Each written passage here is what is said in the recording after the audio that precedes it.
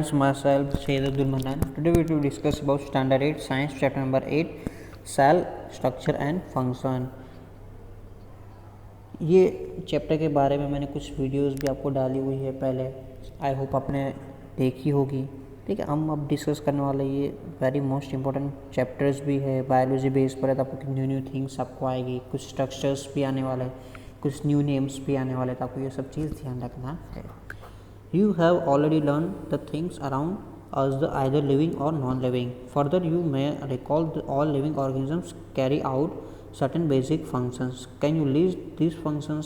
Means हमें पता है कि जो हमारी आजू बाजू जो चीज़ जो रहती है, मतलब जो चीज़ अवेलेबल है, वो सब चीज़ किससे बनी हुई है कि भाई हमारी कुछ चीज़ें लिविंग थिंग्स है, कुछ है नॉन लिविंग थिंग्स हैं। तो लिविंग थिंग्स होगा तो काफ़ी सारे जो हमारी उसकी जो ऑर्गेनिजम्स जो है बेसिक फंक्शंस है, जैसे रेस्पिरेशंस करना, उसकी हाइट इंक्रीज़ होना, ठीक है, ट्रांसपिरेशंस करना, फोटोसिंथेसिस करना, ये सब चीज़ क्या है कि भाई वो हमारी फंक्शंस है, बेसिक फंक्शंस, ये सब चीज़ होगी। ठीक है, हमारे लिविंग थिंग्स होगा। अदरवाइज जो मूवमेंट नहीं कर सकता है, ठीक है, जो रेस्पिरेशन सिस्टम्स नहीं कर सकता, वो क्या हमारे नॉन लिविंग थिंग्स हमारे है। ये हमें बेसिक आइडिया पता है। Different set of organs perform the various functions you have listed in this chapter. You shall learn about the basic structure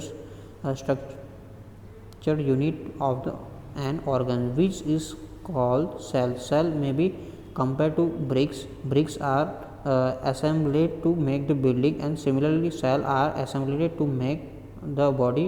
Every organs means ये चैप्टर में हम काफ़ी न्यू थिंग्स हम पढ़ने वाले हैं कि हमें पता है कि जो हमारी बॉडी के अंदर जो फंक्शंस जो है, मतलब वेरियस फंक्शंस अवेलेबल है। जैसे कि हमें खाना खाना है तो हमारे राइट हैंड से लेफ्ट हैंड से हम मूवमेंट कर सकते हैं, हम पैर का काम उससे नहीं कर सकते। ठीक है, तो हमारे काफ़ी सारे इस तरह से कुछ चीज़ अवेलेबल है, उसको हम नेम देंगे, सेल देंगे।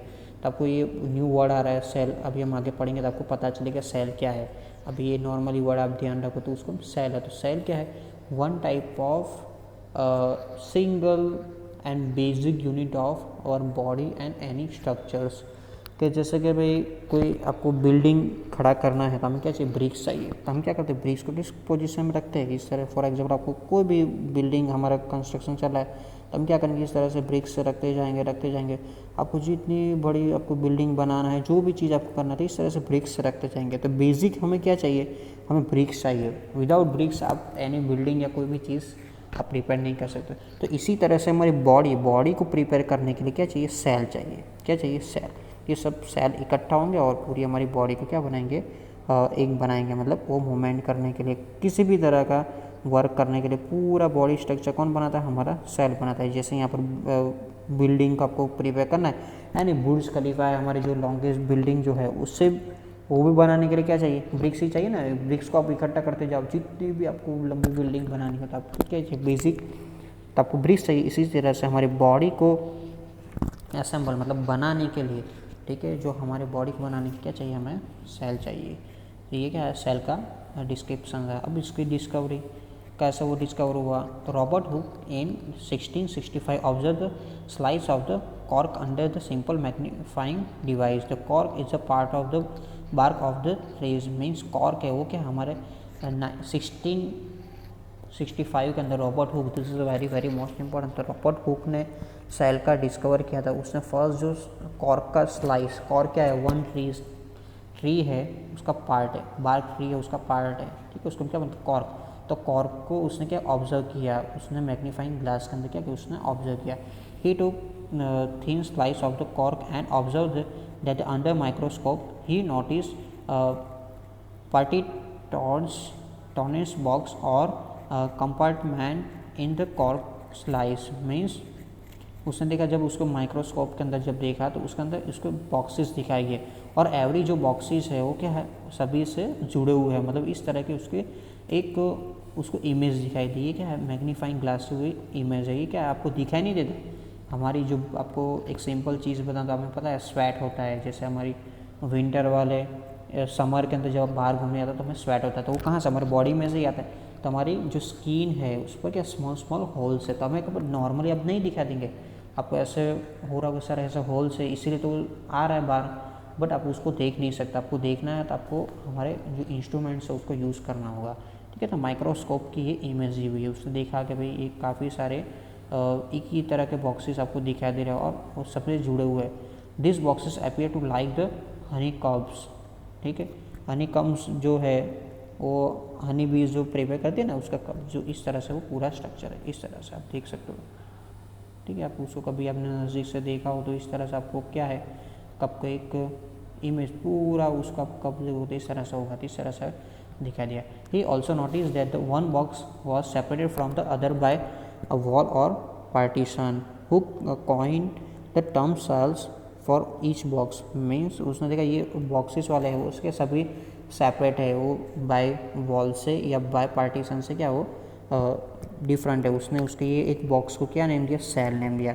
What Hooke observe as a box और cells is work where actually dead cell. Means उसने ये डेड सेल थे, वो क्या है, डेड सेल थे, क्योंकि ये जिंदा नहीं था, कॉर्क जो था वो डेड है, ठीक है, मतलब वो टूट गया है, उसके बाद डेड हो जाती है, डेड सेल उसने देखे।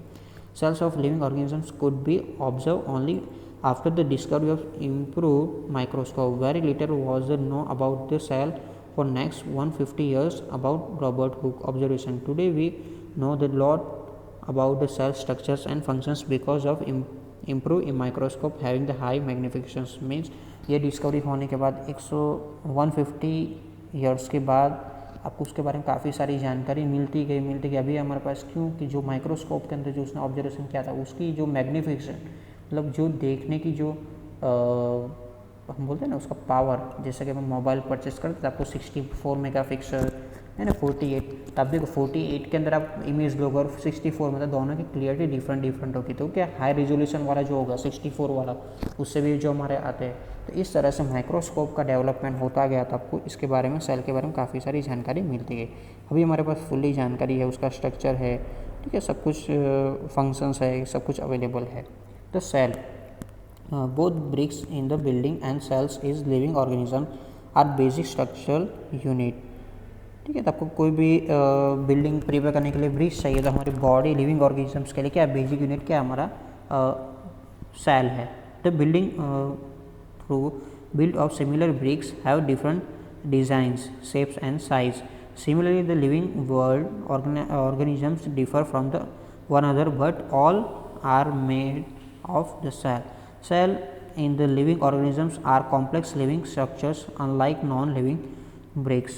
Means आपको पता है कि भाई किसी भी चीज़ का आपको शेप बनाना है, साइज़ बनाना है, कोई कंस्ट्रक्शन चल रहा है तो आपको ब्रिक्स ही चाहिए। यूनिट क्या चाहिए, ब्रिक्स आप लेकर आप किसी भी शेप का साइज़ आप बना सकते हो। इसी तरह से हमारी जो सेल है उसी तरह के वर्क है। तो किसी भी तरह का ऑर्गेनिजम्स हमारे बॉडी के अंदर पार्ट है, सब चीज़ें किससे बना हुआ, सेल से। बट जो नॉर्मली जो उसका स्ट्रक्चर है ब्रिक से क्या है, डिफरेंट है, उसका स्ट्रक्चर क्या है, डिफरेंट होता है, ठीक है।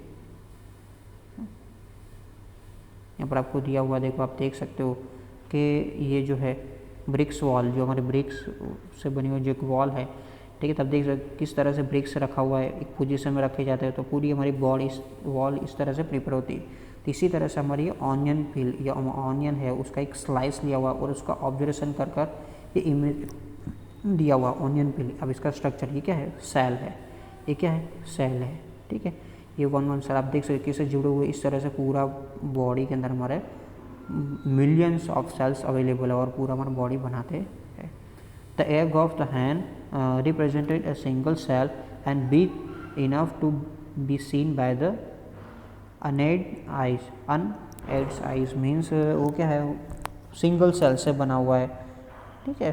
तो वो क्या है, इसीलिए हम आपको एक आइस हम देख सकते हैं, मतलब एक आइस हम उसको देख सकते हैं। जो हमारा हैंड का जो एग है वो सिंगल सेल से बना हुआ है, इसीलिए हम उसको देख सकते हैं। और हमारी बॉडी में जो है काफ़ी मल्टीपल सेल्स से हमारी बनी हुई, इसीलिए हम इसको जल्दी से देख नहीं सकते।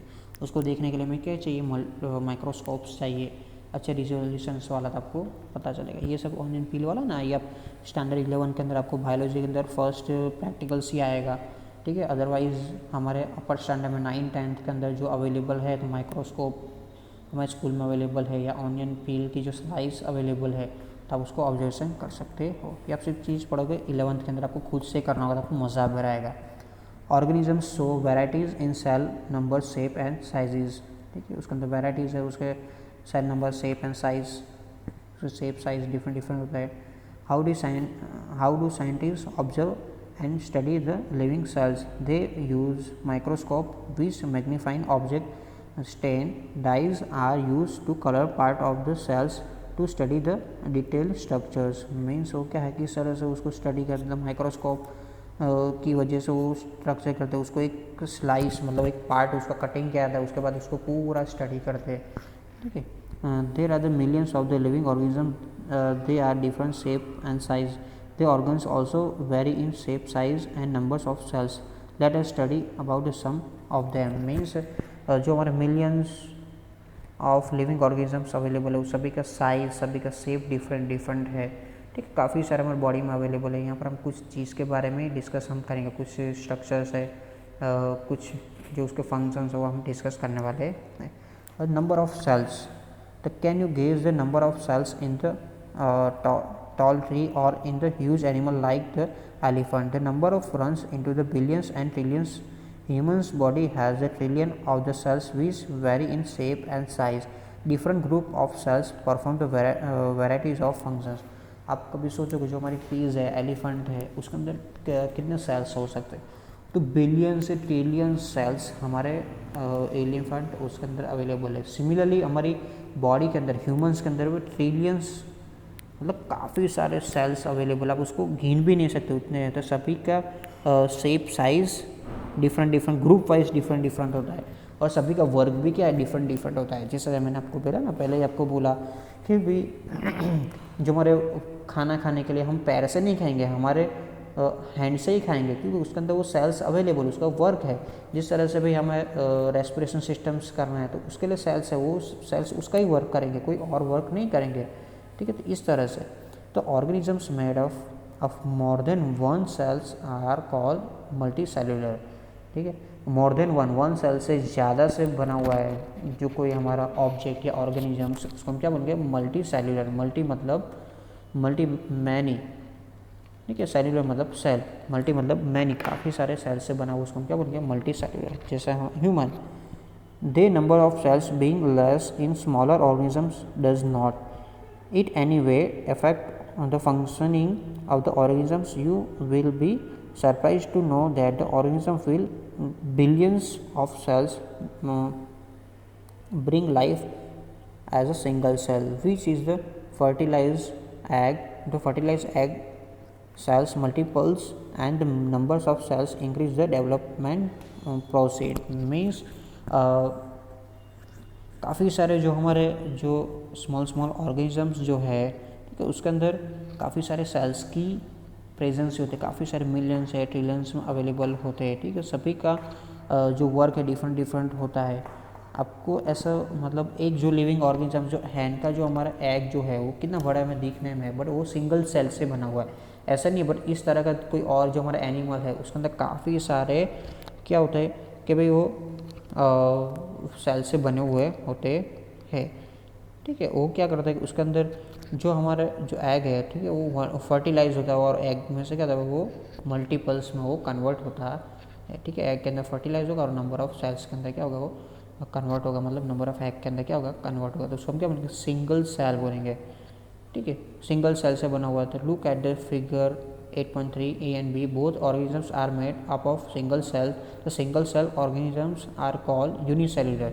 एक सेल से बना वन यूनि मतलब वन सेलुलर मतलब सेल. वन सेल से बना हुआ जो एनिमल्स है या एनी कोई भी जो हमारे लिविंग थिंग्स है उसको हम क्या बोलेंगे यूनिसेल्युलर. तो फिर आपको टू एग्जाम्पल्स दिए अमीबा और पैरामीशियम. आपको ये यूनिसेल्युलर के एग्जाम्पल्स ध्यान रखने. ठीक है. ये यूनिसेल्युलर आप देख सकते हो आपको देखने से तो इतना बड़ा दिखेगा. ठीक है. अमीबा पैरामीशियम ये क्या माइक्रोस्कोप की इमेज है. काफ़ी सारी चीज़ें बट एक सेल से ही बना हुआ है. ठीक है. एक सेल से वो बना हुआ है. तो अमीबा पैरामीशियम क्या यूनिसेल्युलर के वो एग्जाम्पल्स है. A single cells organisms perform all the necessary functions and multiple organisms perform. Means जो मल्टीपल ऑर्गेनिज्म से बने हुए जैसे हमारी ह्यूमन्स है तो उसके जो सेल्स है उसके ग्रुप वाइज वो वर्क करते हैं. ठीक है. उनका सभी का वर्क डिफरेंट डिफरेंट है. मैंने बोला ना मूवमेंट करने के लिए हमारे लेग है तो खाना खाने के लिए हमारे हैंड है तो सभी का वर्क डिफरेंट डिफरेंट है. ऐसा नहीं होगा चलो हमारे लेग नहीं है तो हैंड से हमारा काम चला ऐसा नहीं होगा.